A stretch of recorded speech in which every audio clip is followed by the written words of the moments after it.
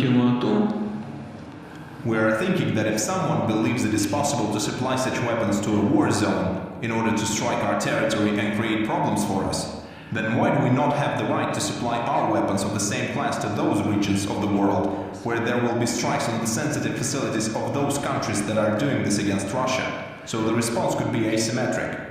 We will think about this. And of course, such actions will finally destroy international relations and undermine international security. Ultimately, if we see those countries being drawn into a war against us, and this is their direct participation in a war against Russia, then we reserve the right to act in the same way. All in all, this is a path to very serious problems. I think and use these ideas to form an opinion about Russia. Forming an enemy image out of Russia is not necessary. You're only harming yourself by doing so. You made up that Russia wants to attack NATO. Are you completely crazy? Dance like this stable? Who came up with this? It's nonsense, you know. That's rubbish. It would be nonsense if there was no plan to fool their own population. Oh, help! Russia will attack us soon. We must urgently arm ourselves, urgently send weapons to Ukraine. But in fact, why is it being done? To maintain their own imperial position of greatness. If we're talking about irretrievable losses in particular, then the ratio is the same, 1 to about 5. That's the basis on which we're operating. This, by the way, is the reason for the attempt to carry out total mobilization in Ukraine, because there are very large losses on the battlefield.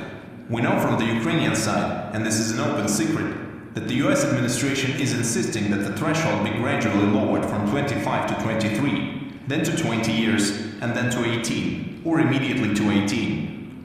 Because now they already require registration of 17-year-old boys. We know this for sure. This is a demand from the US administration to the Ukrainian leadership, which can hardly be considered the leadership after elections were cancelled. In any case, I think that the US administration will force the current leadership of Ukraine to make these decisions, to lower the mobilization age to 18 years, and then they will simply get rid of Zelensky. Now it's June 2024. It seems to me that it will take a year to do all this. Until the beginning of next year, at least they will tolerate him. And when he does everything, they will say goodbye and change him. There are several candidates, as far as I understand. не интересует. After all, no one in the US is interested in Ukraine. They are interested in the greatness of the United States, which is fighting not for Ukraine and not for the Ukrainian people, but for its greatness and for its leadership in the world. And in no case do they want to allow any kind of success for Russia, precisely because they believe that in this case, the leadership of the US would be damaged. That's the gist